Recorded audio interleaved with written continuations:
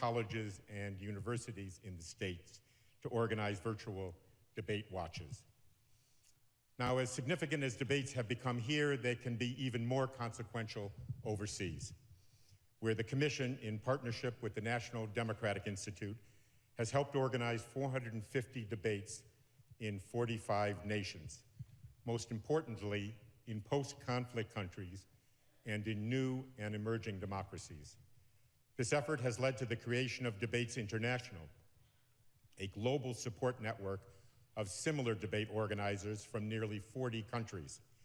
So when the Commission and NDI supported candidate debates in Tunisia last year, we were joined by Debates International members from Chile, Mexico, and Jamaica to share their experiences and expertise.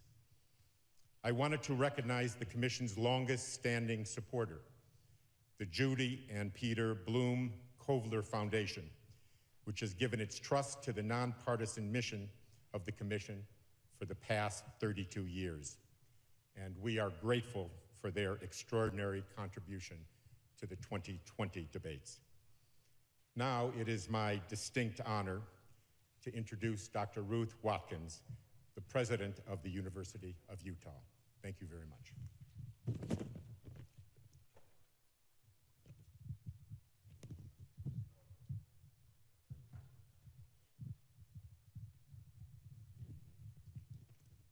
Good evening. I'm Ruth Watkins, president of the University of Utah. It is my great pleasure to welcome you to Utah's flagship university.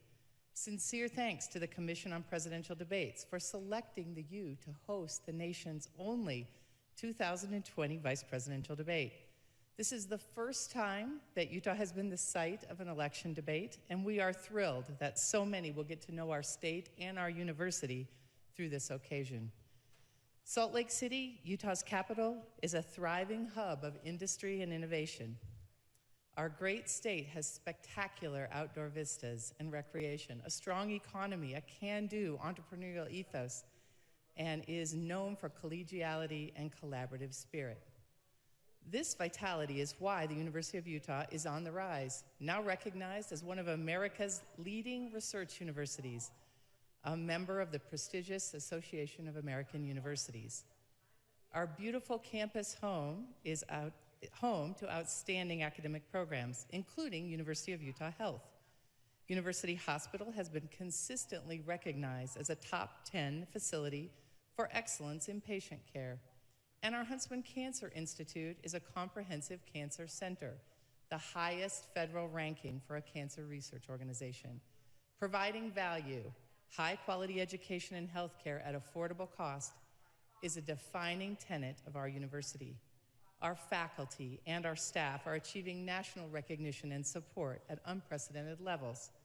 Among them, evolutionary geneticist Nels Elde, just yesterday named a MacArthur Fellow. Congratulations, Professor Elde. All of us at the University of Utah are united in purpose. We strive to provide today's students with an exceptional experience that will equip them for a vibrant future as members of the global community. Students are, quite simply, at the center of all we do. Let me introduce you to our student body leaders. Ephraim Coombe, President, Michelle Valdez, Vice President of Student Relations, and Ayana Amici, Vice President of University Relations. These individuals exemplify inquisitive, smart, creative students who will lead us into the future. I asked Michelle one thing she wanted the world to know about the University of Utah, and she said that this is a place for everyone from any background to come and accomplish extraordinary things.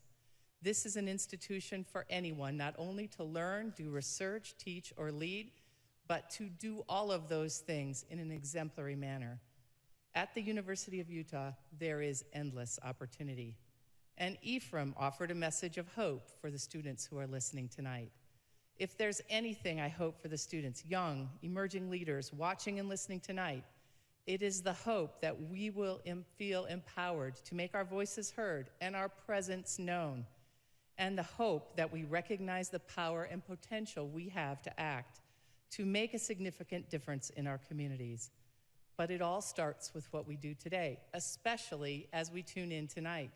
We are the future, yes, but we are also the present, and present we will be. This election may be the first involvement in the nation's political process for many students. We have emphasized how very important it is to be a part of an informed, involved citizenry. Ayanna offered this message from students here at the U to students listening from around the world. I want students worldwide to know that partaking in election processes is indispensable, as we are all citizens of humankind, and our chief role as such is to tailor the world to be more ethical than the one we grew up in. In order to avoid complicity in governmental injustice, it is our responsibility to vote for just outcomes within our own respective structures. It is our responsibility to be commonly decent.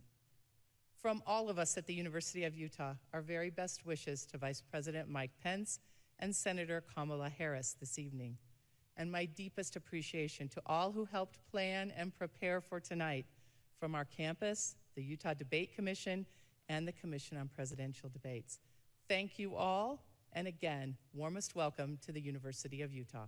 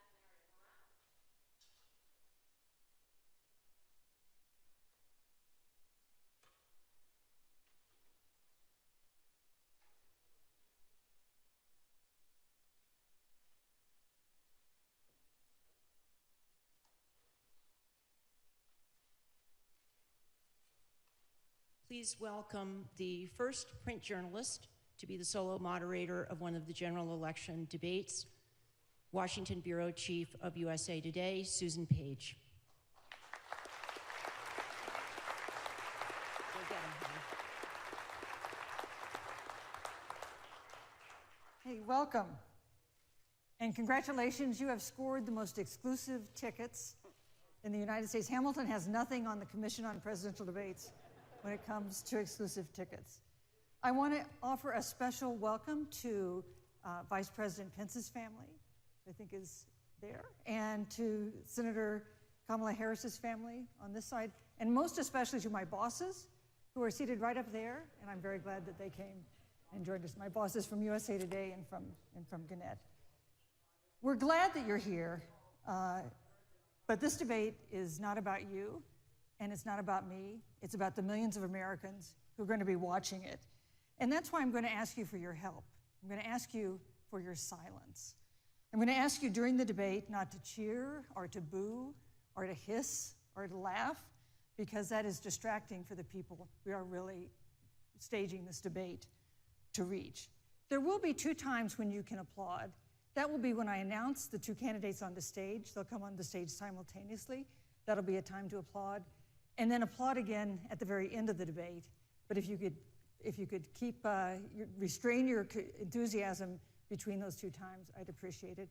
And if you could send me a little good karma, that would also be appreciated, but quietly.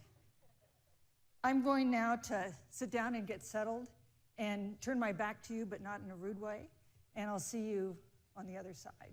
Thanks again for being here.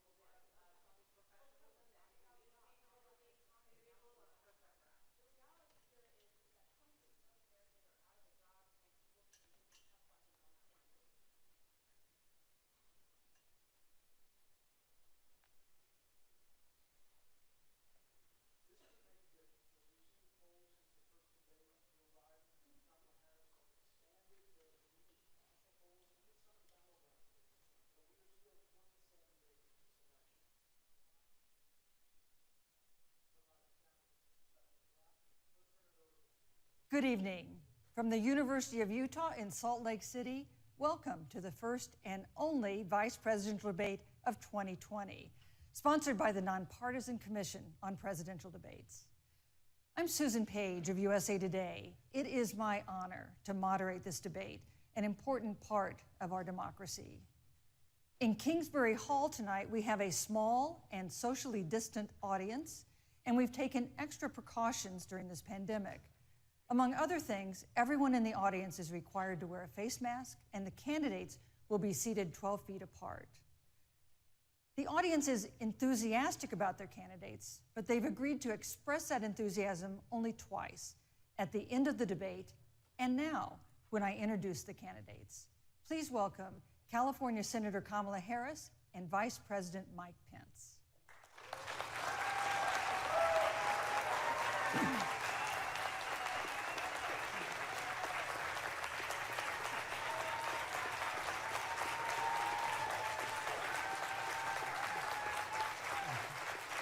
Thank you.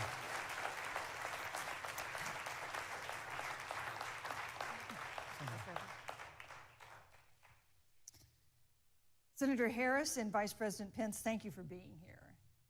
We're meeting as President Trump and the First Lady continue to undergo treatment in Washington after testing positive for COVID-19. We send our thoughts and prayers to them for their rapid and complete recovery and for the recovery of everyone afflicted by the coronavirus. The two campaigns and the Commission on Presidential Debates have agreed to the ground rules for tonight. I'm here to enforce them on behalf of the millions of Americans who are watching. One note, no one in either campaign or at the Commission or anywhere else has been told in advance what topics I'll raise or what questions I'll ask. This 90-minute debate will be divided into 9 segments of about 10 minutes each. I'll begin a segment by posing a question to each of you, sometimes the same question, sometimes a different question on the same topic. You will then have 2 minutes to answer without interruption by me or the other candidate. Then we'll take 6 minutes or so to discuss the issue. At that point, although there will always be more to say, we'll move on to the next topic. We want a debate that is lively, but Americans also deserve a discussion that is civil. These are tumultuous times, but we can and will have a respectful exchange about the big issues facing our nation. Let's begin with the ongoing pandemic that has cost our country so much. Senator Harris, the coronavirus is not under control. Over the past week, Johns Hopkins reports that 39 states have had more COVID cases over the past 7 days than in the week before. 9 states have set new records. Even if a vaccine is released soon, the next administration will face hard choices. What would a Biden administration do in January and February that a Trump administration wouldn't do? Would you impose new lockdowns for businesses and schools and hotspots? A federal mandate to wear masks? You have 2 minutes to respond without interruption. Thank you, Susan.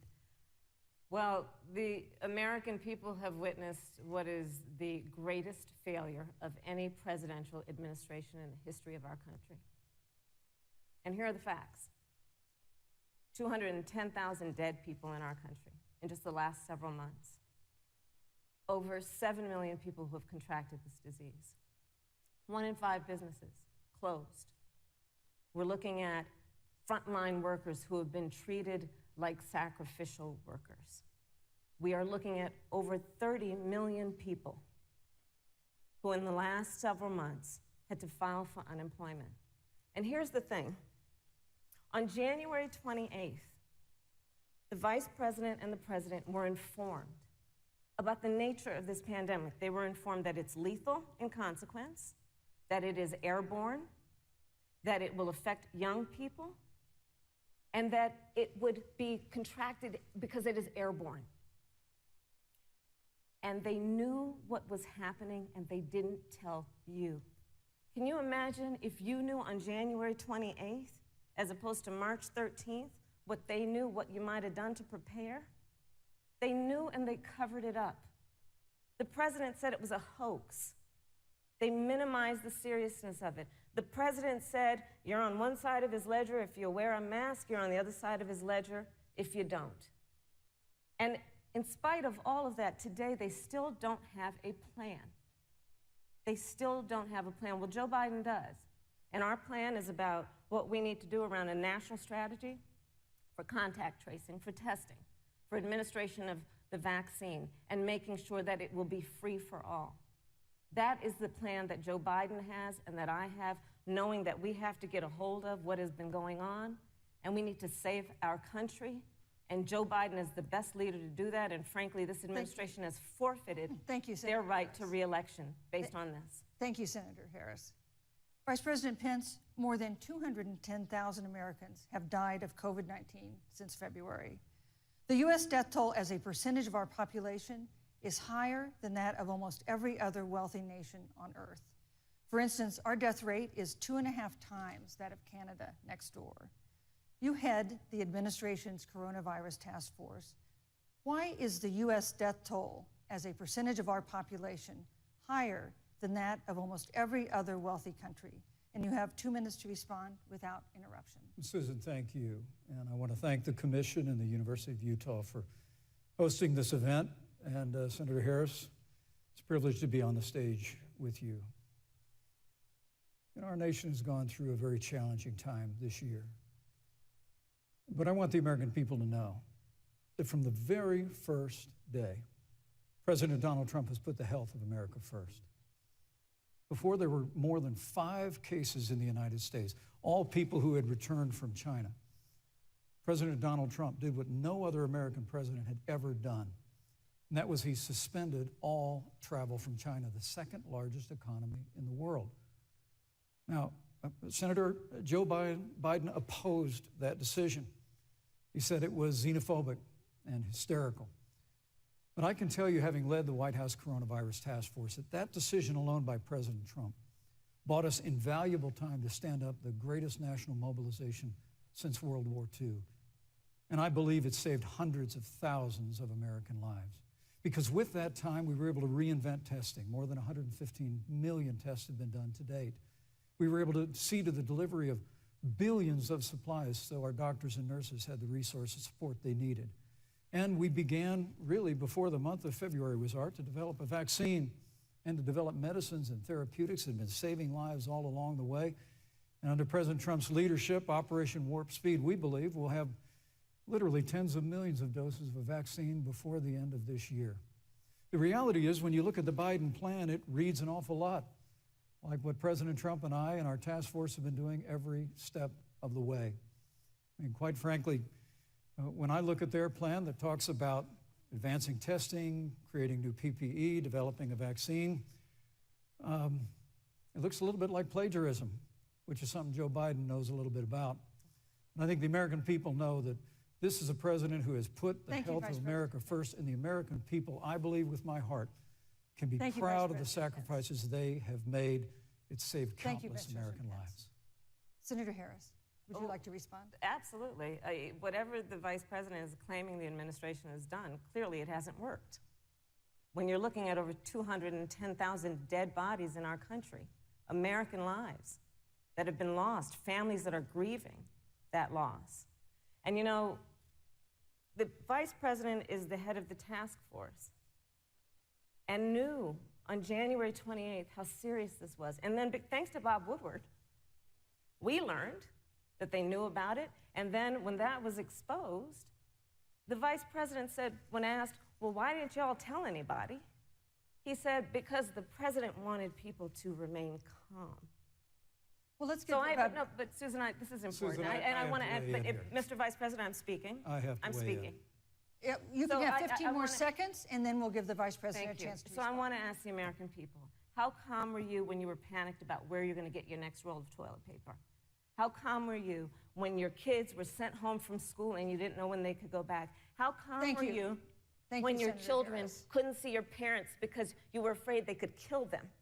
Let's give Vice President Pence a chance to respond. Vice President Pence, you have 1 minute to respond. You know, there's not a day gone by that I haven't thought of every American family that's lost a loved one. And I want all of you to know that you'll always be in our hearts and in our prayers. But when you say what the American people have done over these last 8 months hasn't worked, that's a great disservice to the sacrifices the American people have made. I'm referring The to reality, the if I may finish, Senator, the reality is Dr. Fauci said everything that he told the president in the Oval Office, the president told the American people. Now, President Trump, I will tell you, has boundless confidence in the American people, and he always spoke with confidence that we'd get through this together. But when you say it hasn't worked, when Dr. Fauci and Dr. Birx and our medical experts came to us in the second week of March, they said if the president didn't take the unprecedented step of shutting down roughly half of the American economy, that we could lose 2.2 million Americans. Now, that's the reality. Thank you. They also Thank you, said Vice to us, if President we Pence. did everything right, Susan, we could still lose more than 200,000 Americans. Vice Now, President one Pence. life lost is too Thank you. many, Susan. But the American people, I believe, deserve credit for the sacrifices that they have made, putting the health of their family and their neighbors first, our doctors, our nurses, our first Thank you, Vice responders. President Pence. And I'm going to speak up on behalf of what the American people have done. Vice President Pence, you were in the front row in a Rose Garden event 11 days ago at what seems to have been a super spreader event for senior administration and congressional officials.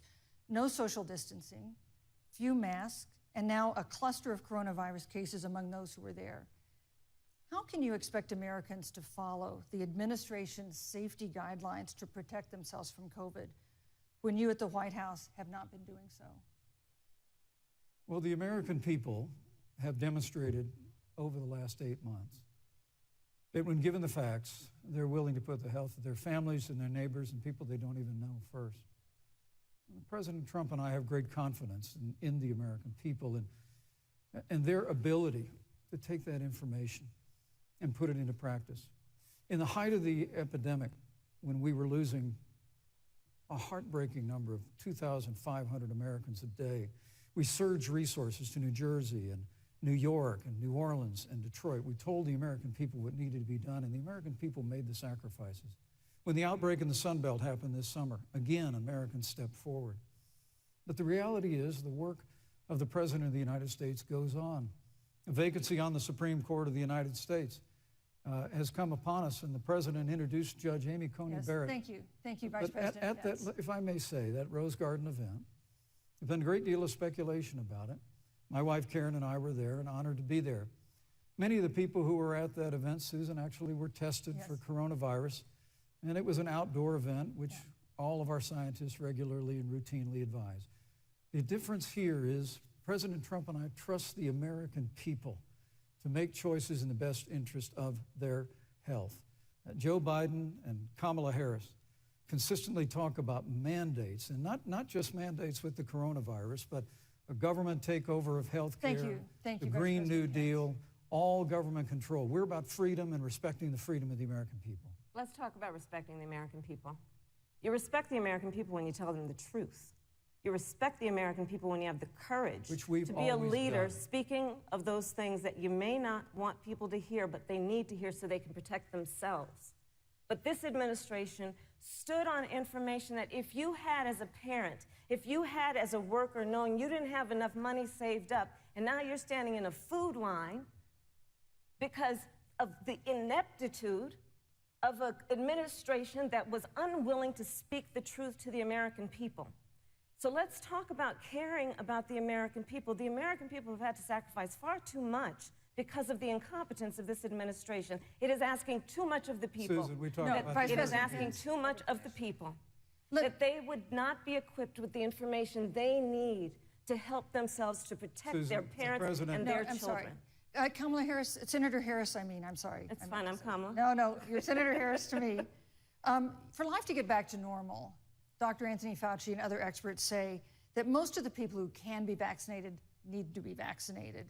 But half of Americans now say they wouldn't take a vaccine if it was released now.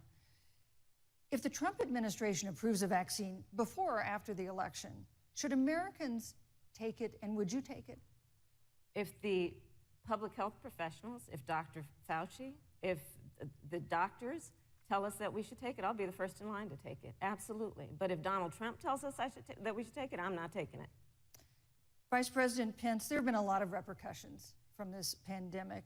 In recent days, the president's diagnosis of COVID-19 has underscored the importance of the job that you hold and that you are seeking. That's our second topic tonight. It's the role of the vice president.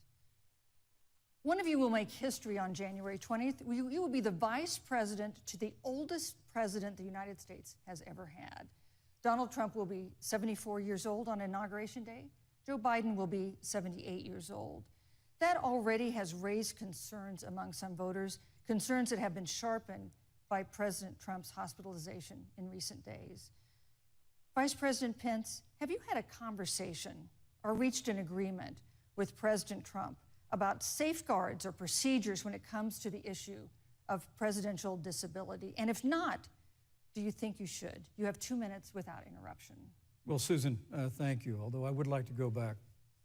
I think we need to move on to the issue of Well, thank you, but I would like to go back because the reality is that we're going to have a vaccine, Senator, in record time, in unheard of time, in less than a year. We have 5 companies in phase 3 clinical trials, and we're right now producing tens of millions of doses.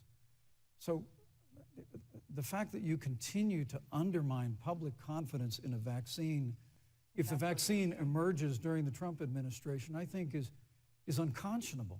And Senator, I just ask you, stop playing politics with people's lives. The reality is that we will have a vaccine, we believe, before the end of this year. And it will have the capacity to save countless American lives. And your continuous undermining of confidence in a vaccine is it's just unacceptable.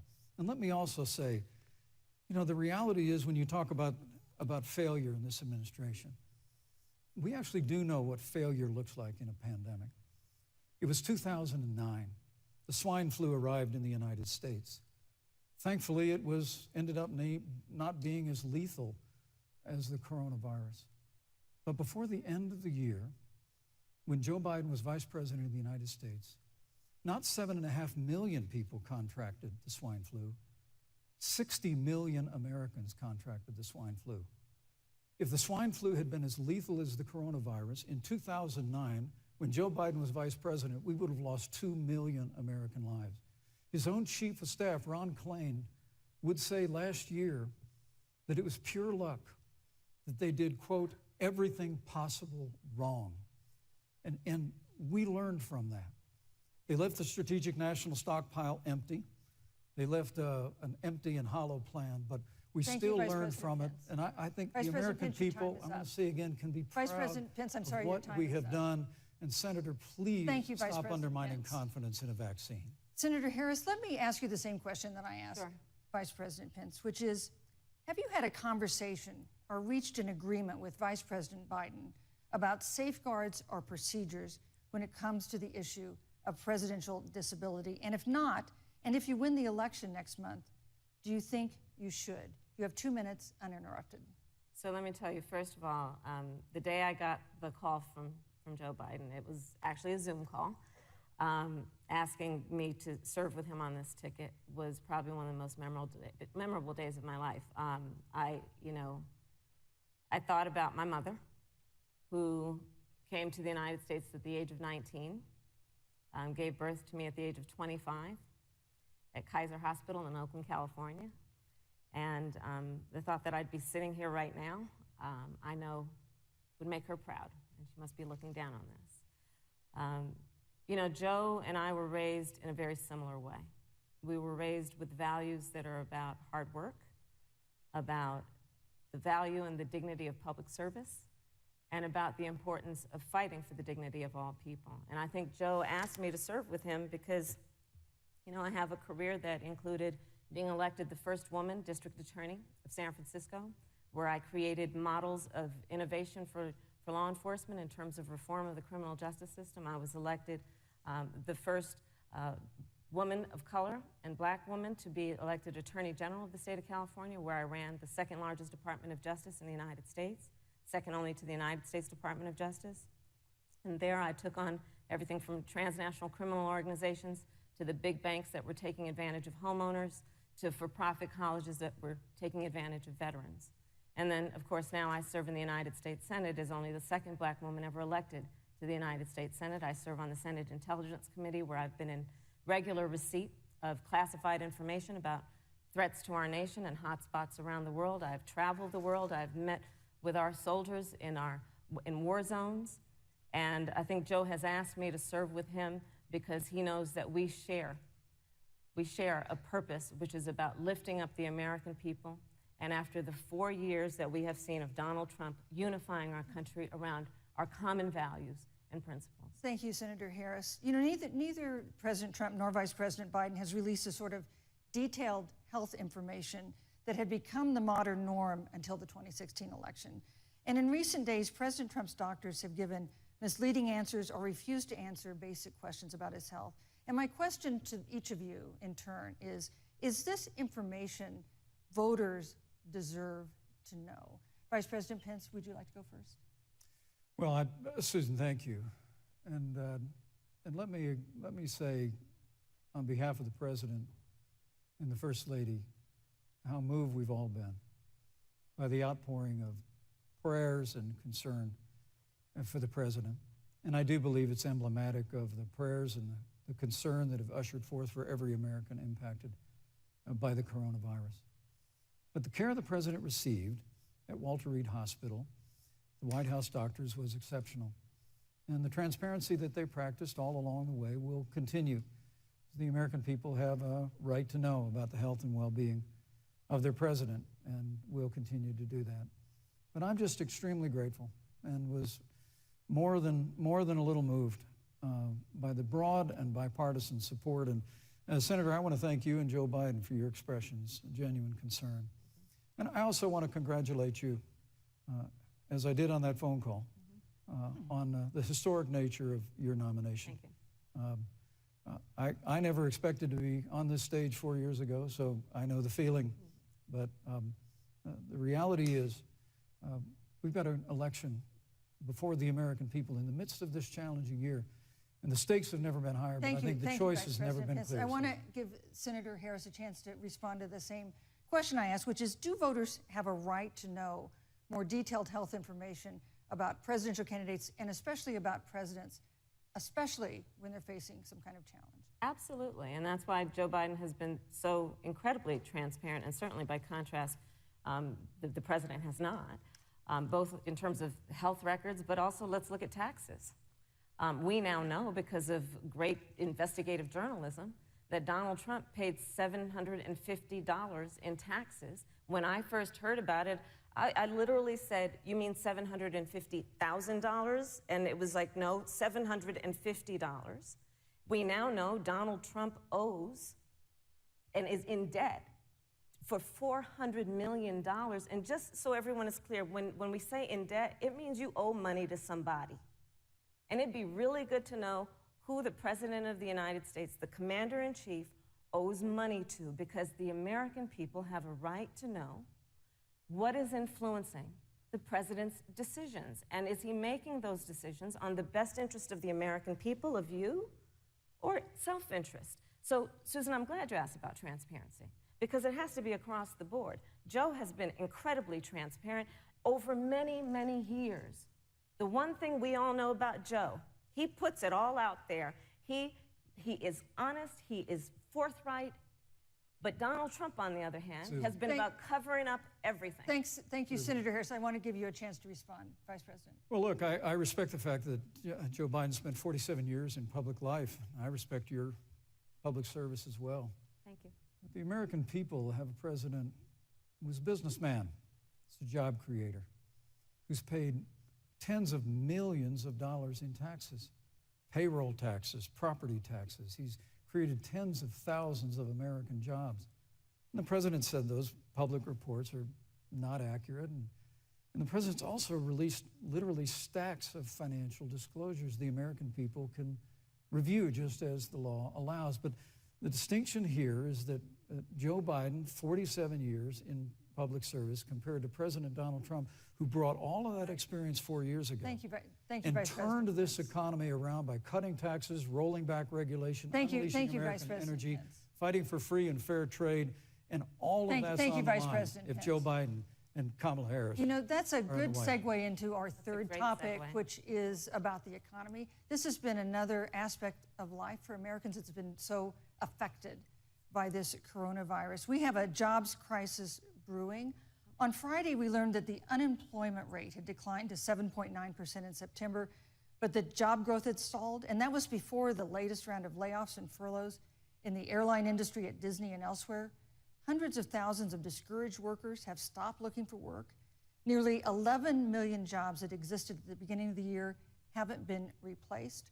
Those hardest hit include Latinos, blacks, and women. Senator Harris, the Biden-Harris campaign has proposed new programs to boost the economy, and you would pay for that new spending by raising $4 trillion in taxes on wealthy individuals and corporations. Some economists warn that could curb entrepreneurial ventures that fuel growth and create jobs. Would raising taxes put the recovery at risk? And you have 2 minutes to answer uninterrupted. Thank you.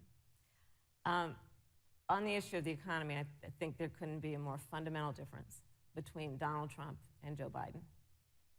Joe Biden believes you measure the health and the strength of America's economy based on the health and the strength of the American worker and the American family. On the other hand, you have Donald Trump, who measures the strength of the economy based on how rich people are doing, which is why he passed a tax bill benefiting the top 1% and the biggest corporations of America, leading to a $2 trillion deficit that the American people are going to have to pay for. On day one, Joe Biden will repeal that tax bill. He'll get rid of it. And what he'll do with the money is invest it in the American people. And through a plan that is about investing in infrastructure, something that Donald Trump said he would do. I remember hearing about some infrastructure week. I don't think it ever happened. But Joe Biden will do that. He'll invest in infrastructure. It's about upgrading our roads and bridges, but also investing in clean energy and renewable energy. Joe is going to invest that money in what we need to do around innovation. There was a time when our country believed in science and invested in research and development so that we were an innovation leader on the globe. Joe Biden will use that money to invest in education. So, for example, for folks who want to go to a 2-year community college, it will be free. If you come from a family that makes less than $125,000, you'll go to a public university for free. And across the board, we'll make sure that if you have student loan debt, it's cut by $10,000. That's how Joe Biden thinks about the economy, which is it's about investing in the people of our country as opposed to passing a tax bill, which had the benefit of letting American corporations go offshore to do their business.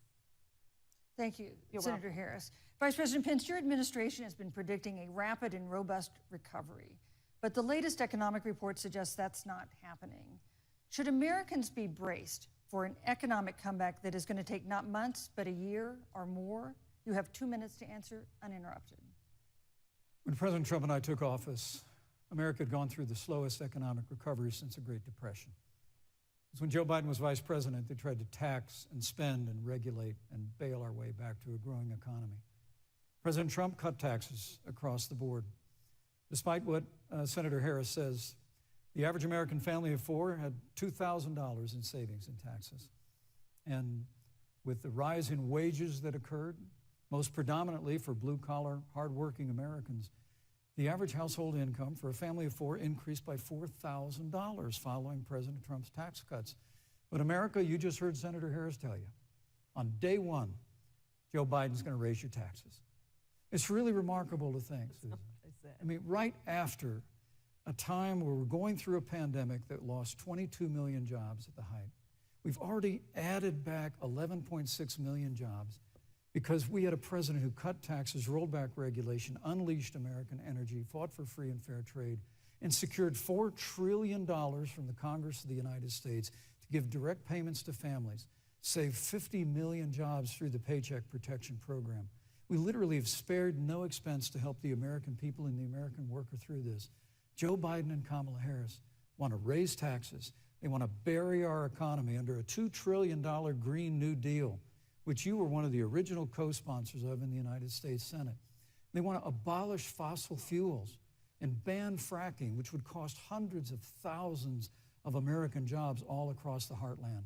And Joe Biden wants to go back to the economic surrender to China, that when we took office, half of our international trade deficit was with China alone.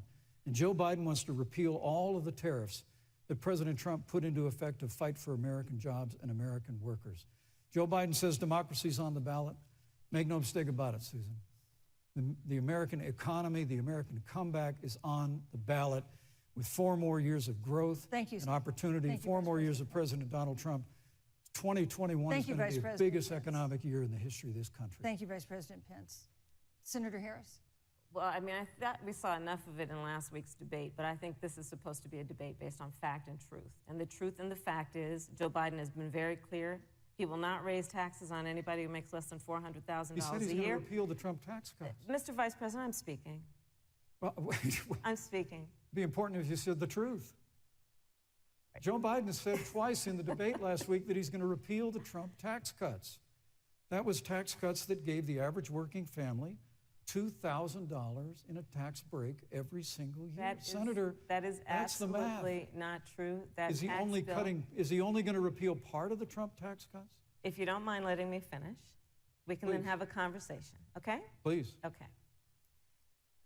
Joe Biden will not raise taxes on anyone who makes less than $400,000 a year. He has been very clear about that.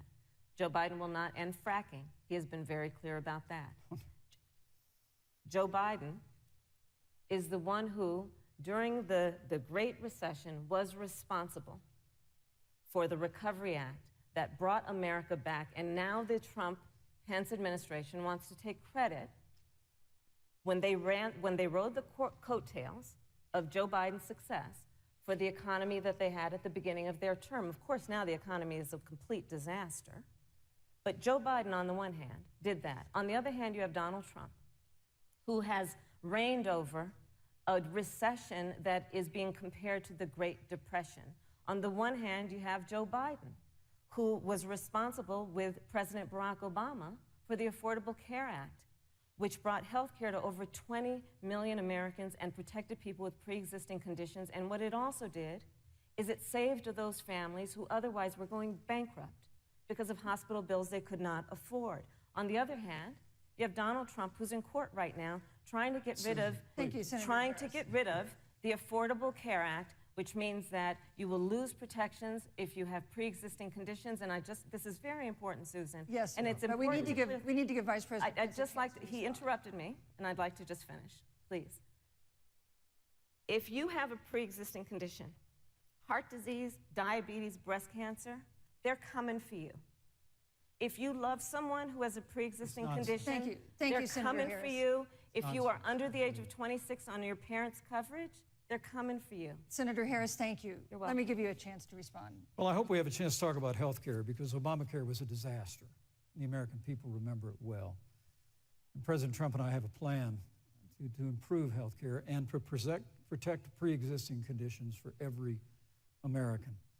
But look, Senator Harris, you're entitled to your own opinion, but you're not entitled to your own facts. You yourself said on multiple occasions when you were running for president that you would ban fracking. Joe Biden looked at a supporter in the eye and pointed and said, I guarantee that we will abolish fossil fuels. They have a $2 trillion version of the Green New Deal, Susan, that your newspaper, USA Today, said really wasn't that very different from the original Green New Deal. More taxes, more regulation, banning fracking, abolishing fossil fuel, crushing American energy, and economic surrender to China is a prescription for economic decline. President Trump and I will keep America growing. The V-shaped recovery that's underway right now will continue with 4 more years of President Donald Trump in the White House. Thank you very, very much, Vice President Pence. Once again, you've provided the perfect segue to a new topic, which is climate change. And Vice President Pence, I'd like to pose the first question to you. This year, we've seen record-setting hurricanes in the South. Another one, Hurricane Delta, is now threatening the Gulf. And we have seen record-setting wildfires in the West. Do you believe, as the scientific community has concluded, that man-made climate change has made wildfires bigger, hotter, and more deadly, and have made hurricanes wetter, slower, and more damaging? You have 2 minutes uninterrupted. Thank you, Susan. Well, first, I'm very proud of our record on the environment and on conservation. According to all of the best estimates, our air and land are cleaner than any time ever recorded. Our water is among the cleanest in the world. And just a little while ago, the president signed the Outdoors Act. It's the largest investment in our public lands and public parks in 100 years. So President Trump has made a commitment to conservation and to the environment. Now, with regard to climate change, the climate is changing. But the issue is, what's the cause and what do we do about it? President Trump has made it clear that we're going to continue to listen to the science. Now, Joe Biden and Kamala Harris would put us back in the Paris Climate Accord. They'd impose the Green New Deal, which would crush American energy, would increase the energy costs of American families in their homes, and literally would crush American jobs. And President Trump and I believe that the progress that we have made in a cleaner environment has been happening precisely because we have a strong free market economy. You know, what's remarkable is the United States has reduced CO2 more than the countries that are still in the Paris Climate Accord, but we've done it through innovation. And we've done it through natural gas and fracking, which, Senator, the American people can go look at the record. I know Joe Biden says otherwise now, as you do, but the both of you repeatedly committed to abolishing fossil fuel and banning fracking. And so by creating the kind of American innovation, we're actually steering toward a stronger and better environment. With regard to wildfires, President Trump and I believe that forest management has to be front and center, and even Governor Gavin Newsom from your state has agreed we've got to work on forest management. And with regard to hurricanes, the National Oceanic Administration tells us that actually as difficult as they are, Thank you, Vice President. there are no more hurricanes today than there were 100 years ago. Thank you. But many of the climate alarmists Pence, use I'm sorry, your time hurricanes is up. and wildfires to try and Thank sell you, their Vice bill of President goods of a Pence. Green New Deal. And President Trump and I are going to always put Thank you, American Vice jobs and President American Pence. workers first. Senator Harris, as the Vice President mentioned, you co-sponsored the Green New Deal in Congress. But Vice President Biden said in last week's debate that he does not support the Green New Deal. But if you look at the Biden-Harris campaign website, it describes the Green New Deal as a crucial framework. What exactly would be the stance of a Biden-Harris administration toward the Green New Deal? You have 2 minutes uninterrupted. Sure. So first of all, I will repeat, and the American people know, that Joe Biden will not ban fracking. That is a fact. That is a fact. I will repeat that Joe Biden has been very clear that he thinks about growing jobs, which is why he will not increase taxes for anyone who makes less than $400,000 a year. Joe Biden's economic plan, Moody's, which is a reputable Wall Street firm, has said will create 7 million more jobs than Donald Trump's. And part of those jobs that will be created by Joe Biden are going to be about clean energy and renewable energy. Because you see, Joe understands that the west coast of our country is burning, including my home state of California.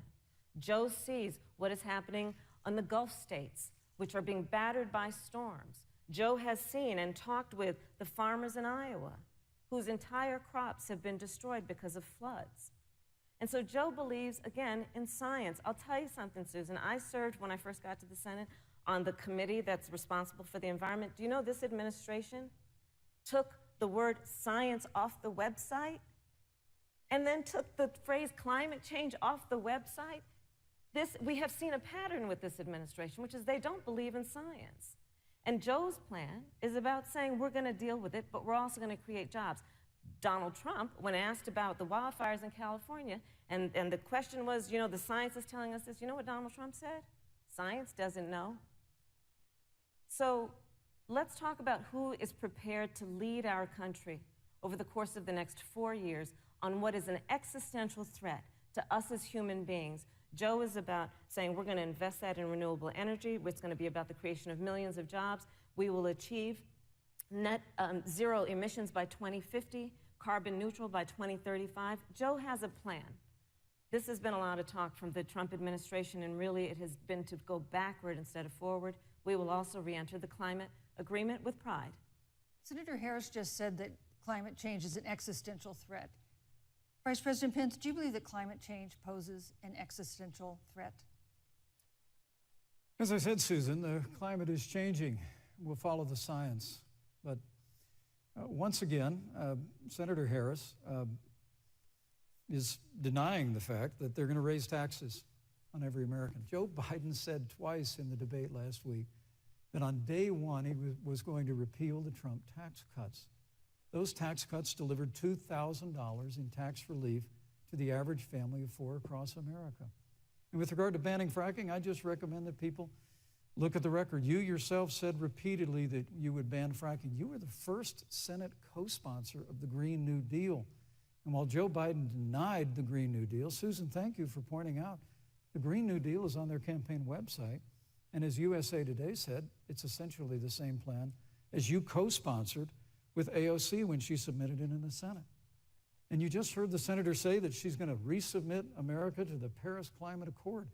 Look, the American people have always cherished our environment. We'll continue to cherish it. We've made great progress reducing CO2 emissions through American innovation and the development of natural gas through fracking. We don't need a massive $2 trillion Green New Deal that would impose all new mandates on American businesses and American families. Thank you. Joe Biden wants us to retrofit 4 million American business buildings. It makes no sense. It will cost jobs. President Trump is going to put America first. He's going to put jobs first, and we're going to take care of our environment and follow the science. Thank you, Vice President. On the issue of jobs, Senator Harris. Let's talk about that.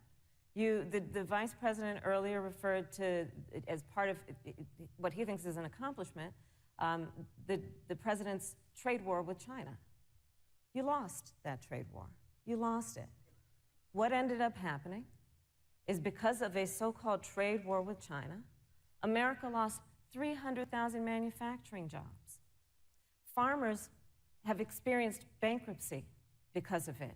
We are in a manufacturing recession because of it.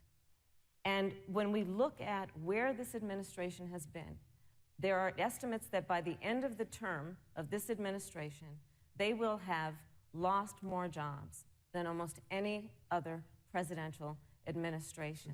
And the American people know what I'm talking about. You know, I think about 20-year-olds. You know, we have a 20-year-old, a 20-something-year-old, who are coming out of high school and college right now, and you're wondering, is there going to be a job there for me? We're looking at people who are trying to figure out how they're going to pay rent by the end of the month. Almost half of American renters are worried about whether they're going to be able to pay rent by the end of the month. This is where the economy is in America right now, and it is because of the catastrophe and the failure of leadership of this administration. Thank you, Senator Harris. Vice President Pence, let me give you just 15 seconds to respond, because then I want to move on to Well, I'd love to respond. Look, lost the trade war with China. Joe Biden never fought it. Joe Biden has been a cheerleader for communist China over the last several decades. And again, Senator Harris, you're entitled to your opinion. You're not entitled to your own facts. When Joe Biden was vice president, we lost 200,000 manufacturing jobs, and President Obama said they were never coming back. He said we needed a magic wand to bring them back. In our first 3 years after we cut taxes, rolled back regulation, unleashed American energy, this administration saw 500,000 manufacturing jobs created. And that's exactly the kind of growth we're going to continue to see as we bring our nation through this pandemic. But a Green New Deal, your massive new mandates, your Paris Climate Accord, it's going to kill jobs this time, just like it killed jobs. I just need to respond very briefly. 15 seconds, and then we'll move on. Thank you. Joe Biden is responsible for saving America's auto industry, and you voted against it. So let's set the record straight. Thank you. Yeah. I'd like to talk about China. We have, as our next topic, we have no more complicated or consequential foreign relationship than the one with China. It is a huge market for American agricultural goods. It's a potential partner in dealing with climate change in North Korea.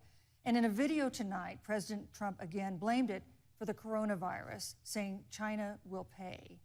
Vice President Pence, how would you describe our fundamental relationship with China?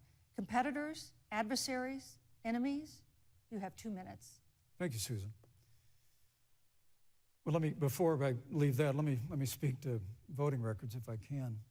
You know, everybody knows that NAFTA cost literally thousands of American factories to close. We saw automotive jobs go south of the border. President Trump fought to renegotiate NAFTA. And the United States-Mexico-Canada agreement is now the law of the land. American people deserve to know Senator Kamala Harris was one of only 10 members of the Senate to vote against the USMCA. It was a huge win for American auto workers. It was a huge win for American farmers, especially dairy in the upper Midwest.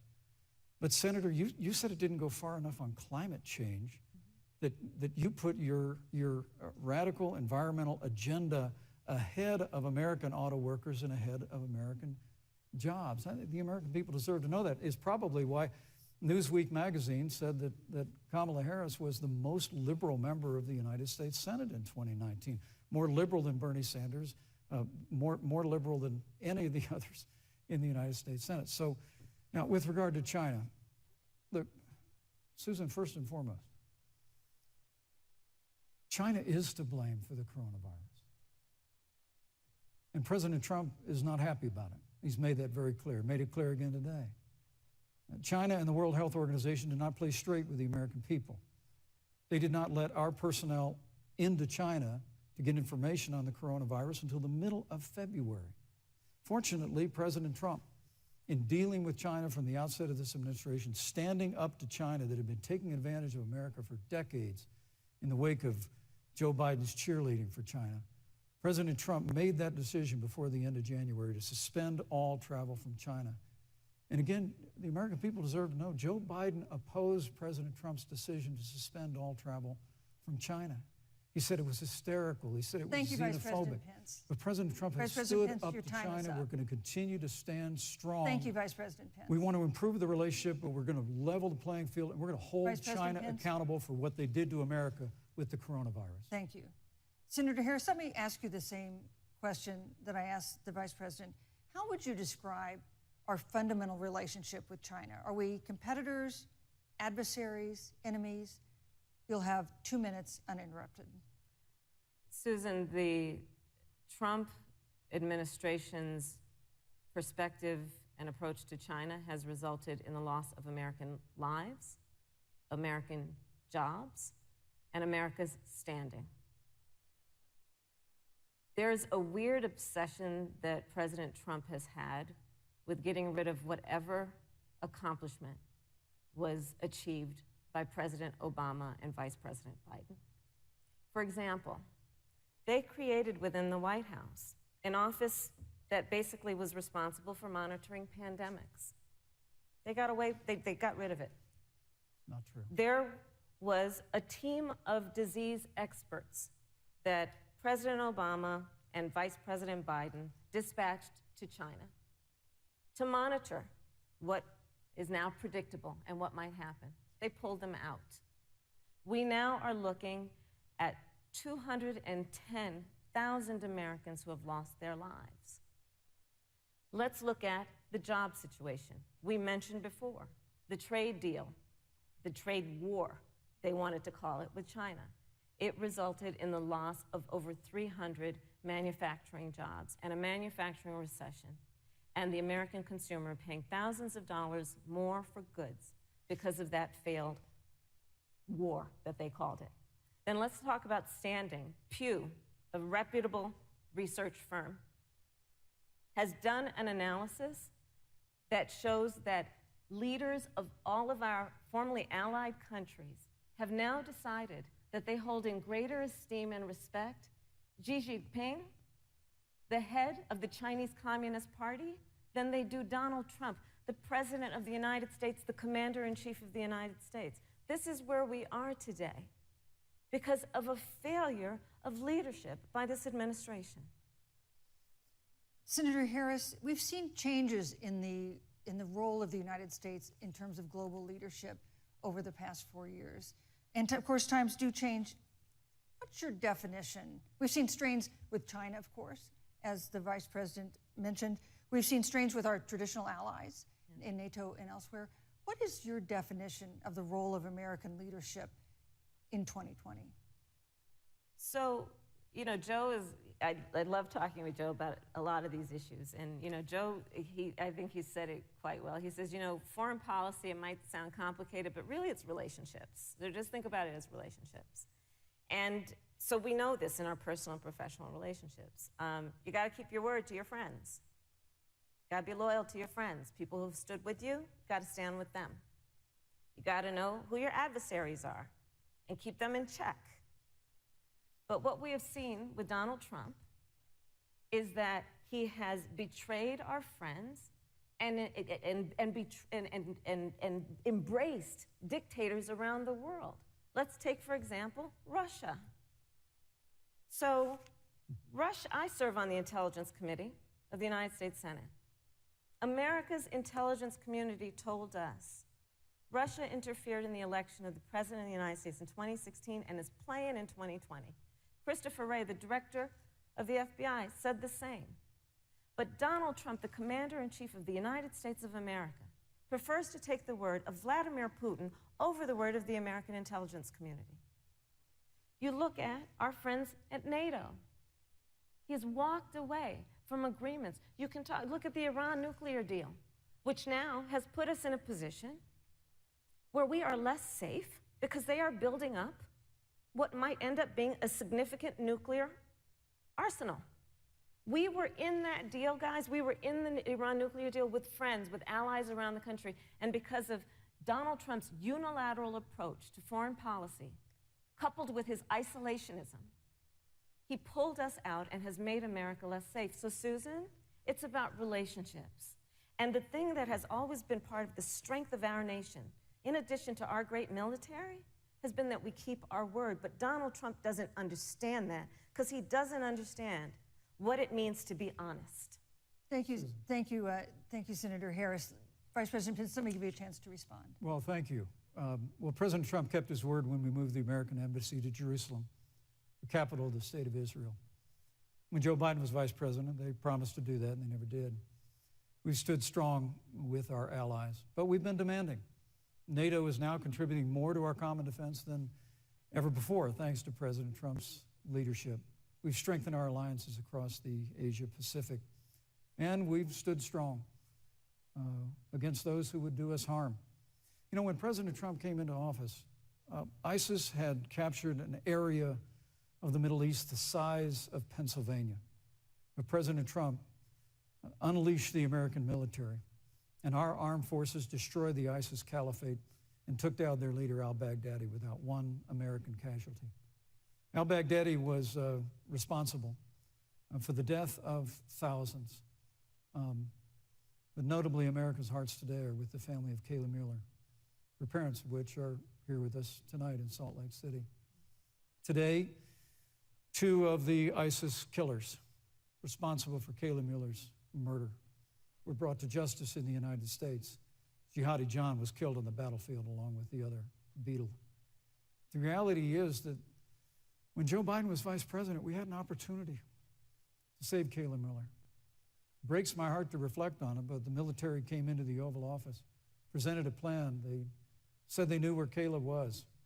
Baghdadi had held her for 18 months, abused her mercilessly before they killed her. But when Joe Biden was vice president, they hesitated for a month. And when armed forces finally went in, it was clear she'd been moved 2 days earlier. And her family says with a heart that broke the heart of every American that if President Donald Trump had been president, they believe Kayla would be alive today. Thank you, Vice Look, President. we destroyed the ISIS caliphate. And you talk about re-entering the Iran nuclear deal. I mean, the last administration transferred $1.8 billion to the leading state sponsor Thank you, Vice of President terrorism. Pence. President Donald Trump got us out of the deal. Thank you, Vice President Pence. And when Qasem Soleimani was traveling to Baghdad Thank you, to do Vice harm President to Americans, President Donald Trump took Thank you, him Vice out. President Pence. And America is safer, our allies are safer, and the American people know President Donald Trump will never Thank you, hesitate Vice President to take Pence. action. I would like to give Thank you. Senator Harris a chance to respond, but not at such great length because, of course, there are other topics we want to talk about. But I would like equal time. Yes. Thank you. Please go ahead. First of all, to the Mueller family, I know about your daughter's case, and I'm so sorry. I'm so sorry. What happened to her is awful. And it should have never happened. And I know Joe feels the same way. And I know that President Obama feels the same way. But you mentioned Soleimani. Let's start there. So after the strike on Soleimani, there was a counter strike on our troops in Iraq. And they suffered serious brain injuries. And do you know what Donald Trump dismissed them as? Headaches. And this is about a pattern of Donald Trump's, where he has referred to our men who are serving in our military as suckers and losers. Donald Trump, who went to Arlington Cemetery and stood above the graves of our fallen heroes and said, what's in it for them?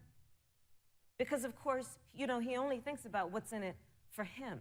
Let's take what he said about John McCain, a great American hero.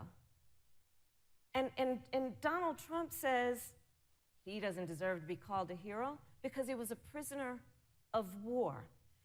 And this is very important when you want to talk about who is the current commander-in-chief and what they care about and what they don't care about.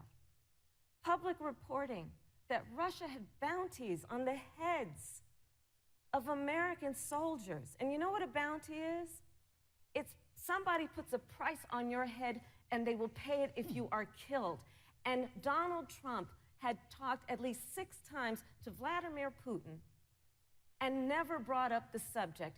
Joe Biden would never do that. Thank you. Joe Biden would, but Joe Biden would hold Russia to account for any threat to our nation's security or to our troops who are sacrificing their lives for the sake of our democracy and our safety. Thank you, Senator Harris. This is such an important issue, but we have other important issues as well. And Susan, I want to make sure we have a chance I really have to talk about respond to that. I'm- Look, she has 15 seconds because Well, I gotta we're have trying more to than keep. that. Look. Well, I'm sorry, but Vice President Look, Pence, you've I- had more time than she's had so far. Slanders against President Donald Trump regarding men and women of our armed forces are absurd.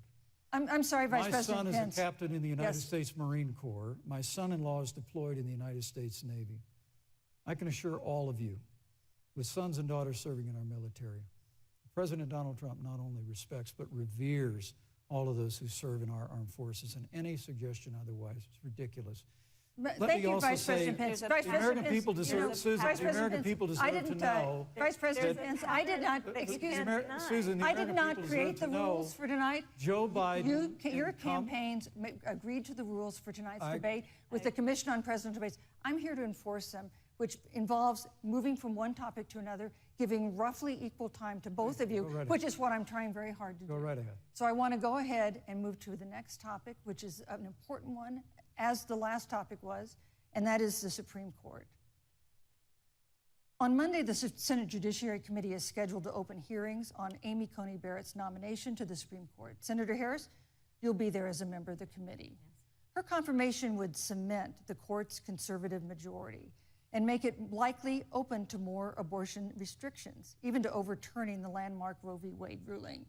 Access to abortion would then be up to the states. Vice President Pence, you're the former governor of Indiana. If Roe v. Wade is overturned, what would you want Indiana to do? Would you want your home state to ban all abortions? You have 2 minutes, uninterrupted. Well, thank you for the question, but I'll use a little bit of my time to respond to that very important issue before. The American people deserve to know Qasem Soleimani, the Iranian general, was responsible for the death of hundreds of American service members. When the opportunity came, we saw him headed to Baghdad to kill more Americans. President Trump didn't hesitate, and Qasem Soleimani is gone. But you deserve to know that Joe Biden and Kamala Harris actually criticized the decision to take out Qasem Soleimani. It's really inexplicable, but with regard to Joe Biden, it's explainable. Because history records that Joe Biden actually opposed the raid against Osama bin Laden. It's absolutely essential that we have a commander-in-chief who will not hesitate to act to protect American lives and to protect American service members, and that's what you have in President Donald Trump. Now, with regard to the Supreme Court of the United States, let me say, President Trump and I could not be more enthusiastic about the opportunity to see Judge Amy Coney Barrett become Justice Amy Coney Barrett. She's a brilliant woman, and she will bring a lifetime of experience and a sizable American family to the Supreme Court of the United States. And our hope is, in the hearing next week, unlike Justice Kavanaugh received with treatment from you and others, we hope she gets a fair hearing. And we particularly hope that we don't see the kind of attacks on her Christian faith that we saw before. I mean, the Democrat chairman of the Judiciary Committee before, when Judge Barrett was being confirmed for the Court of Appeals, expressed concern that the dogma of her faith lived loudly in her. Dick Durbin of Illinois said that it was a concern.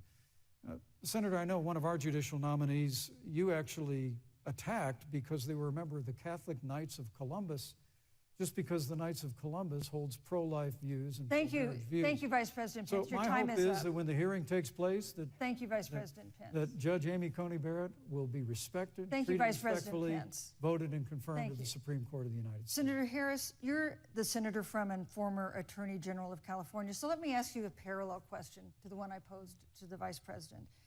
If Roe v. Wade is overturned, what would you want California to do? Would you want your home state to enact no restrictions on access to abortion? And you have 2 minutes uninterrupted. Thank you, Susan. First of all, Joe Biden and I are both people of faith, and it's insulting to suggest that we would knock anyone for their faith. And in fact, Joe, if elected, will be only the second practicing Catholic as President of the United States. On the issue of this nomination, Joe and I are very clear, as are the majority of the American people. We are 27 days before the decision about who will be the next president of the United States. And, you know, before, when this conversation has come up, you know, it's been about election year or election time. We're literally in an election. Over 4 million people have voted. People are in the process of voting right now. And so Joe has been very clear, as the American people are. Let the American people fill that seat in the White House, and then we'll fill that seat on the United States Supreme Court. And to your point, Susan, the issues before us couldn't be more serious. There's the issue of choice, and I will always fight for a woman's right to make a decision about her own body. It should be her decision and not that of Donald Trump and the Vice President, Michael Pence. But let's also look at what else is before the court. It's the Affordable Care Act.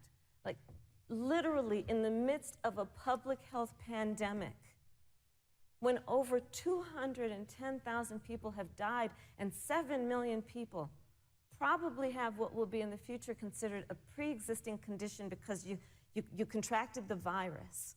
Donald Trump is in court right now trying to get rid of the Affordable Care Act. And I said it before, and it bears repeating. This means that there will be no more protections, if they win, for people with pre-existing conditions. This means that over 20 million people will lose your coverage. It means that if you're under the age of 26, you can't stay on your parents' coverage anymore. And here's the thing. The contrast couldn't be more clear. They're trying to get rid of the Affordable Care Act. Joe Biden is saying, let's expand coverage. Let's give you a choice of a public option or private coverage. Let's bring down premiums. Thank you, Senator Let's Harris. lower Medicare eligibility to 60. Thank you, Senator That's true Harris. leadership. You know, you mentioned earlier, Vice President Pence, that the president was committed to maintaining protections for people with pre-existing conditions.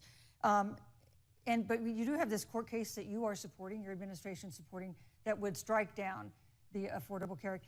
The president says, President Trump says that he's going to protect people with pre-existing conditions, but he has not explained how he would do that. And that was one of the toughest nuts to crack when they were passing the Affordable Care Act. So tell us specifically, how would your administration protect Americans with pre-existing conditions to have access to affordable insurance if the Affordable Care Act is struck down? Well, thank you, Susan. But let me just say, addressing your very first question, I couldn't be more proud to serve as vice president to a president who stands without apology for the sanctity of human life. I'm pro-life. I don't apologize for it. And this is another one of those cases where there's such a dramatic contrast.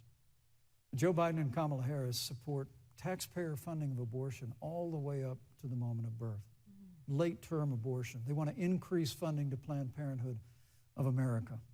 Now, for our part, I would never presume how Judge Amy Coney Barrett would rule on the Supreme Court of the United States, but we'll continue to stand strong for the right to life.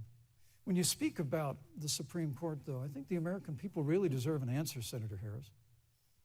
Are you and Joe Biden going to pack the court if Judge Amy Coney Barrett is confirmed? I mean, there have been 29 vacancies on the Supreme Court during presidential election years, from George Washington to Barack Obama.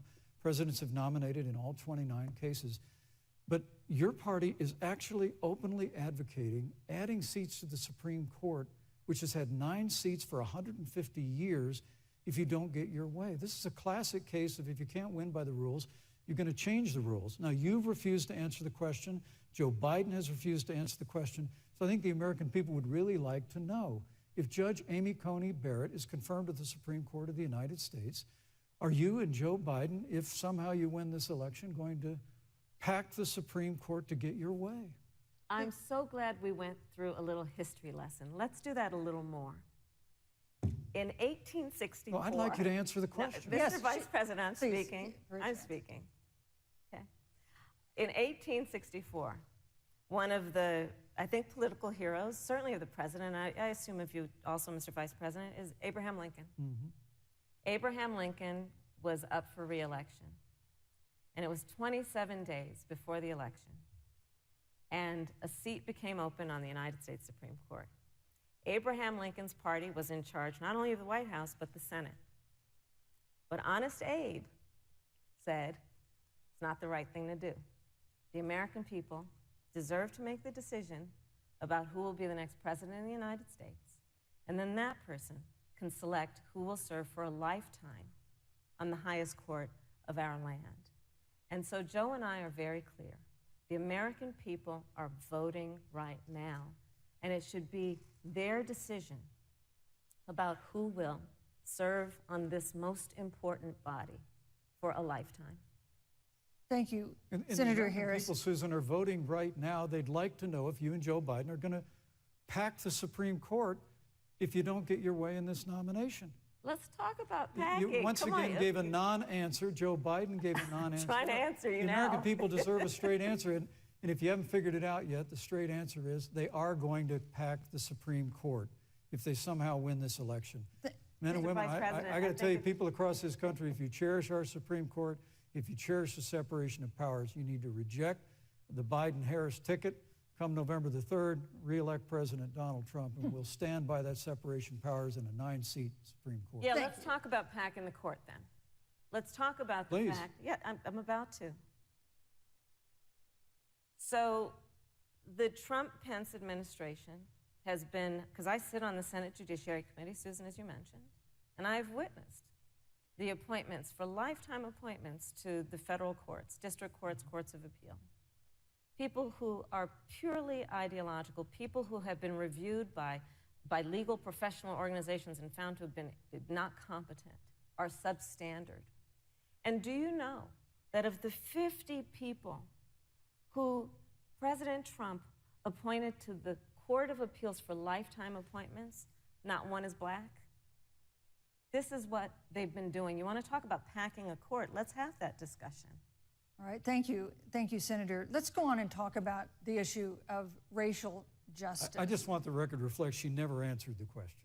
So I think the American people, Thank maybe you. in the next debate, Joe Biden will answer the question, you, but I think thank the you. American people know the answer. Thank you, Vice President. In March, Breonna Taylor, a 26-year-old emergency room technician in Louisville, was shot and killed after police officers executing a search warrant in a narcotics investigation broke into her apartment. The police said they identified themselves. Taylor's boyfriend said he didn't hear them do that. He used a gun registered to him to fire a shot, which wounded an officer. The officers then fired more than 20 rounds into the apartment. They say they were acting in self-defense. None of them have been indicted in connection with her death. Senator Harris, in the case of Breonna Taylor, was justice done? You have 2 minutes. I don't believe so, and I've talked with Breonna's mother, Tamika Palmer, and her family deserves justice. She was a beautiful young woman. She had as her life goal to become a nurse, and she wanted to become an EMT to first learn what's going on out on the street so she could then become a nurse and save lives. And her life was taken unjustifiably and tragically and violently. And it brings me to, the 8 minutes and 46 seconds that America witnessed, during which an American man was tortured and killed under the knee of an armed, uniformed police officer. And people around our country of every race, of every age, of every gender, perfect strangers to each other, marched shoulder to shoulder, arm in arm, fighting for us to finally achieve that ideal of equal justice under law. And I was a part of those peaceful protests. And I believe strongly that, first of all, we are never going to condone violence, but we always must fight for the values that we hold dear, including the fight to achieve our ideals. And that's why Joe Biden and I have said on this subject, look, and I'm a former career prosecutor. I know what I'm talking about. Bad cops are bad for good cops. We need reform of our policing in America and our criminal justice system, which is why Joe and I will immediately ban chokeholds and carotid holds. George Floyd would be alive today if we did that. We will require a national registry for police officers who break the law. We will, on the issue of criminal justice reform, get rid of private prisons and cash bail, and we will decriminalize marijuana, and we will expunge the records of those who have been convicted of marijuana. This is a time for leadership on a tragic, tragic issue of unarmed black people in America who have been killed. Senator Harris. Vice President Pence, let me pose the same question to you. In the case of Breonna Taylor, was justice done? You have 2 minutes uninterrupted. Well, our heart breaks for the loss of any innocent American life. And the family of Breonna Taylor has our sympathies.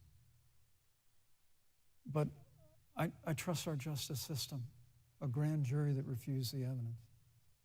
And it really is remarkable that as a former prosecutor, you would assume that an impaneled grand jury looking at all the evidence got it wrong. But you're entitled to your opinion, Senator. I think, look, and with regard to George Floyd, there's no excuse for what happened to George Floyd. And justice will be served. But there's also no excuse for the rioting and looting that followed. I mean, it really is astonishing. Flora Westbrook is with us here tonight in Salt Lake City. Just a few weeks ago, I stood at what used to be her salon. It was burned to the ground by rioters and looters.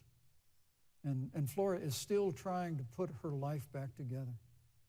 And I must tell you, this presumption that you hear consistently from Joe Biden and Kamala Harris, that America is systemically racist, and that, as Joe Biden said, that he believes that law enforcement has an implicit bias against minorities, is a great insult to the men and women who serve in law enforcement. And I want everyone to know who puts on the uniform of law enforcement every day that President Trump and I stand with you. And it is remarkable that when Senator Tim Scott tried to pass a police reform bill, brought together a group of Republicans and Democrats, Senator Harris, you got up and walked out of the room. And then you filibustered Senator Tim Scott's bill on the Senate floor that would have provided new accountability, new resources. But we don't have to choose between supporting law enforcement, improving public safety, and supporting our African American neighbors and all of our minorities. Under President Trump's leadership, we'll always stand with law enforcement, and we'll do what we've done from day one, and that is improve the lives of African Americans. Thank you, Vice President Pence. Record unemployment, record investments in education, and we'll fight for school choice for all of our minorities. Thank you, Vice President. I'd like to respond. Senator Harris. I will not sit here and be lectured by the Vice President on what it means to enforce the laws of our country. I am the only one on this stage who has personally prosecuted everything from child sexual assault to homicide. I'm the only one on this stage who has prosecuted the big banks for taking advantage of America's homeowners. I'm the only one on this stage who prosecuted for-profit colleges for taking advantage of our veterans. And the reality of this is that we are talking about an election in 27 days, where last week the President of the United States took a debate stage in front of 70 million Americans and refused to condemn white supremacists. Not true. And Not true. it wasn't like he didn't have a chance. He didn't do it, and then he doubled down. And then he said, when pressed, stand back, stand by. And this is a part of a pattern of Donald Trump's.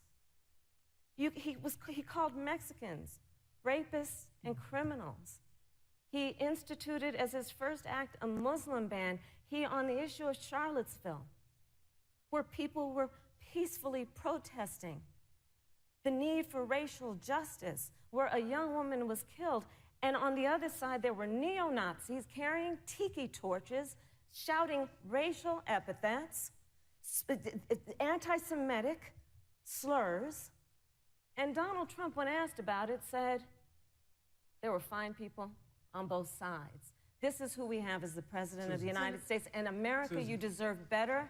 Joe Biden will be a president who brings our country together. Senator Harris. And recognizes the beauty in our diversity and the fact that we Senator all Harris, have so much more in common than what separates us. Vice President Pence, let me give you a minute to respond. Thank you, Susan. I appreciate that very much. You know, I think this is one of the things that makes people dislike the media so much in this country, Susan, is that you selectively edit, just like Senator Harris did, comments that President Trump and I and others on our side of the aisle make. I mean, Senator Harris conveniently omitted, after the president made comments about people on either side of the debate over monuments, he condemned the KKK, neo-Nazis, and white supremacists, and has done so repeatedly. You're concerned that he doesn't condemn neo-Nazis. President Trump has Jewish grandchildren. His daughter and son-in-law are Jewish. This is a president who respects and cherishes all of the American people. But you talk about having personally prosecuted. I'm glad you brought up your record, Senator. Thank you. I really need to make this point.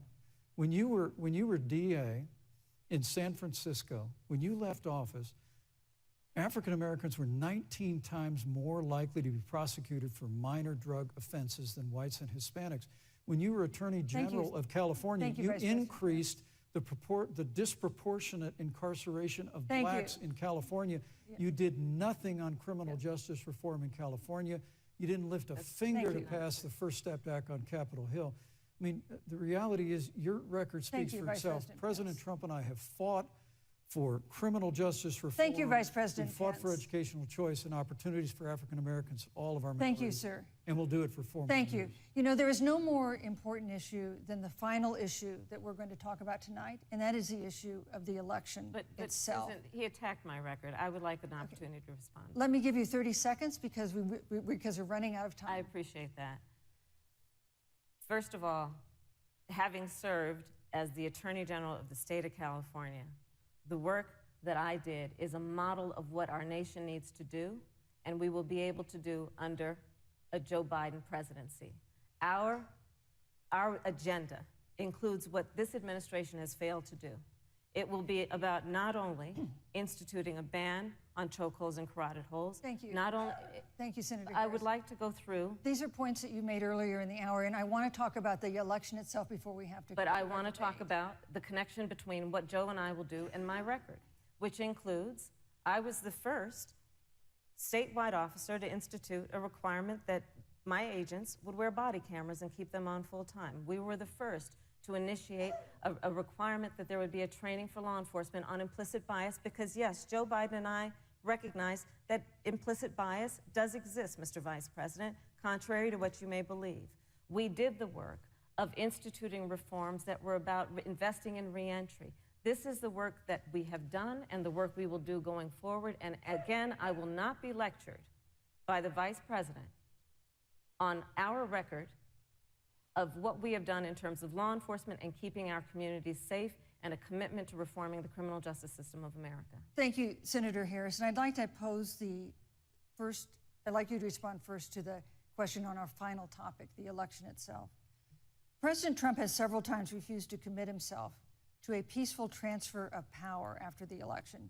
If your ticket wins and President Trump refuses to accept a peaceful transfer of power, what steps would you and Vice President Biden then take? What would happen next? You have 2 minutes.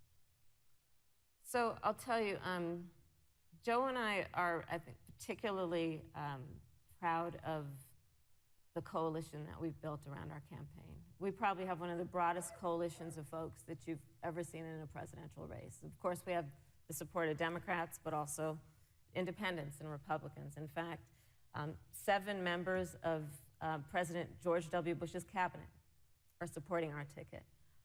We have the support of Colin Powell, Cindy McCain, John Kasich, over 500 generals, retired generals, and former national security experts and advisors are supporting our campaign. And I believe they are doing that because they know that Joe Biden has a deep, deep-seated commitment to fight for our democracy and to fight for the integrity of our democracy and to bring integrity back to the White House. And so we believe in the American people. We believe in our democracy. And here's what I'd like to say to everybody. Vote. Please vote. Vote early. Come up with a plan to vote. Go to iwillvote.com. You can also go to joebiden.com. We have it within our power in these next 27 days to make the decision about what will be the course of our country for the next 4 years. And it is within our power, and if we use our vote and we use our voice, we will win. And we will not let anyone subvert our democracy with what Donald Trump has been doing, as he did on the debate stage last week, when again in front of 70 million people, he openly attempted to suppress the vote. Joe Biden, on the other hand, on that same debate stage, because clearly Donald Trump doesn't think he can run on a record because it's a failed record, Joe Biden on that stage said, hey, just please vote. So I'll repeat what Joe said. Please vote. Thank you, Senator. Vice President Pence, President Trump has several times refused to commit himself to a peaceful transfer of power after the election. If Vice President Biden is declared the winner and President Trump refuses to accept a peaceful transfer of power, what would be your role and responsibility as Vice President? What would you personally do? You have 2 minutes. Well, Susan, first and foremost, I think we're going to win this election. Because while Joe Biden and Kamala Harris rattle off a long litany of the establishment in Washington, D.C., an establishment that Joe Biden's been a part of for 47 years, President Donald Trump has launched a movement of everyday Americans from every walk of life. And I have every confidence that those same Americans that delivered that historic victory in 2016, they see this president's record where we rebuild our military, we revived our economy through tax cuts and rolling back regulation, fighting for fair trade, unleashing American energy. We appointed conservatives to our federal courts at every level. And we stood with the men and women of law enforcement every single day. And I think that movement of Americans has only grown stronger in the last 4 years. But when you talk about accepting the outcome of the election, I must tell you, Senator, your party has spent the last 3.5 years trying to overturn the results of the last election. It's amazing. When Joe Biden was Vice President of the United States, the FBI actually spied on President Trump and my campaign.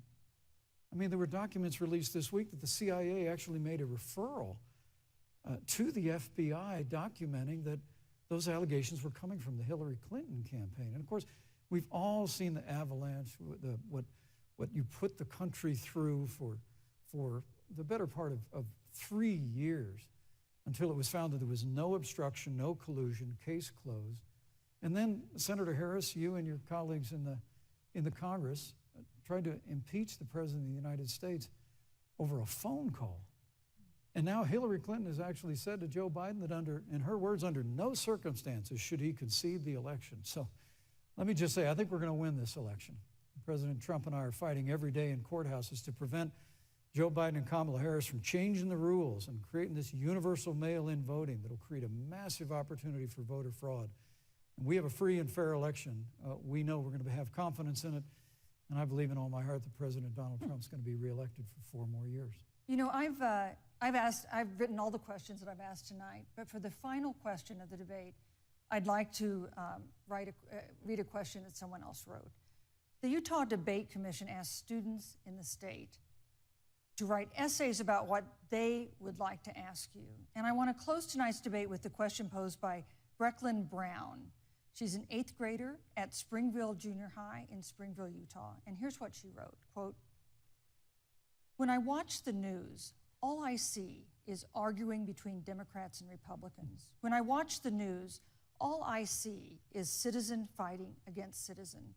When I watch the news, all I see are 2 candidates from opposing parties trying to tear each other down. If our leaders can't get along, how are the citizens supposed to get along?" And then she added, "Your examples could make all the difference to bring us together," end quote. So to each of you in turn, I'd like you to take 1 minute and respond to Brecklin. Vice President Pence, you have 1 minute. Brecklin, it's a wonderful question. And let me just commend you for taking an interest in public life. I started following the news when I was very young. And in America, we believe in a free and open exchange of debate. And we celebrate that. And it's how we've created literally the freest and most prosperous nation in the history of the world. But I would tell you that don't assume that what you're seeing on your local news networks is synonymous with the American people. You know, I look at the relationship between Justice Ruth Bader Ginsburg, the late justice who we just lost from the Supreme Court, and the late Justice Antonin Scalia. They were on polar opposites on the Supreme Court of the United States, one very liberal, one very conservative. But what's been learned since her passing was the 2 of them and their families were the very closest of friends. I mean, here in America, we can disagree. We can debate vigorously, as Senator Harris and I have on this stage tonight. But when the debate is over, we come together as Americans. And that's what people do in big cities and small towns all across this country. So I just want to encourage you, Brecklin. I want to tell you that we're going to work every day to have government as good as our people. And the American people each and every day love a good debate. We love a good argument. But we always come together and are always there for one another. Thank you, in Vice times of President. need. And we've especially learned that Thank you, through Mr. the Vice President. difficulties of this year. Senator Harris, what would you say to Brecklin? First of all, I love hearing from our young leaders. And when I hear her words, when I hear your words, Brecklin, I know our future is bright because it is that perspective on who we are and who we should be that is a sign of leadership and is something we should all aspire to be. And that, that brings me to Joe. Joe Biden, one of the reasons that Joe decided to run for president is after Charlottesville, which we talked about earlier. It so troubled him and upset him like it did all of us, that there was that kind of hate and division. What propelled Joe to run for president was to see that over the course of the last 4 years, what Brecklin described has been happening. Joe has a long-standing reputation of working across the aisle and working in a bipartisan way. And that's what he's going to do as president. Joe Biden has a history of lifting people up and fighting for their dignity. You have to know Joe's story to know that Joe has known pain, he has known suffering, and he has known love. And so, Brecklin, when you think about the future, I do believe the future is bright.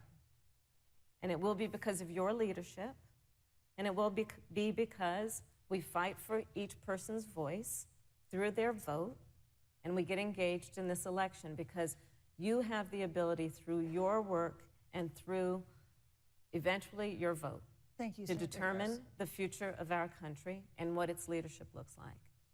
Thank you, Senator Harris. Thank you, Vice President Pence. Thank you so much for being with us tonight.